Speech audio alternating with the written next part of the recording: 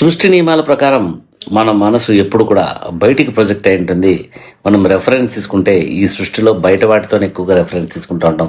ముఖ్యంగా మనం మానవులం కాబట్టి పక్క వాళ్ళతోనూ పక్క విషయాలతో ఎప్పుడు పోల్చుకుంటూ మన ప్రగతిని పక్క వాళ్ళతో పోల్చుకుంటూ మన స్థితిని పక్క వాళ్ళతో పోల్చుకుంటూ ఉంటాం. దాన్ని అలా రెఫరెన్స్ తీసుకోవడం వల్ల చాలాసార్లు ఆ, మనం కొన్నిసార్లు లోగాను డిప్రెషన్ గాను చాలా డల్ గాను కూడా ఫీల్ అయ్యే అవకాశం ఉంది.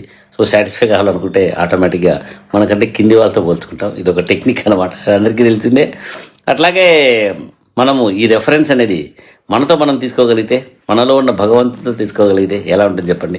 మనతో మనం అంటే నిన్న ఎలా ఉన్నాం, ఈరోజు ఎలా ఉండబోతున్నాం, రేపు ఎలా ఉండబోతున్నాం, ఎల్లుండి ఎలా తయారవబోతున్నాం, వీటి మీద మనం రెఫరెన్స్ తీసుకుంటూ మనతో మనం పోటీ పడగలిగితే మనలో క్వాలిటీ, మనలో స్కిల్స్ అన్నీ కూడా బాగా డెవలప్ అవుతాయి.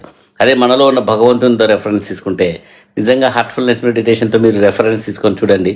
చాలా అద్భుతంగా మనలో ఉన్న క్వాలిటీస్, మనకు సహాయం చేసే ఏకైక ఫ్రెండ్ ఎవరైనా ఉన్నారు ఈ భూమి మీద అంటే భగవంతుడే. ఎందుకంటే ఆయనకి ఈర్ష్యా ద్వేషాలు ఏమీ లేవు.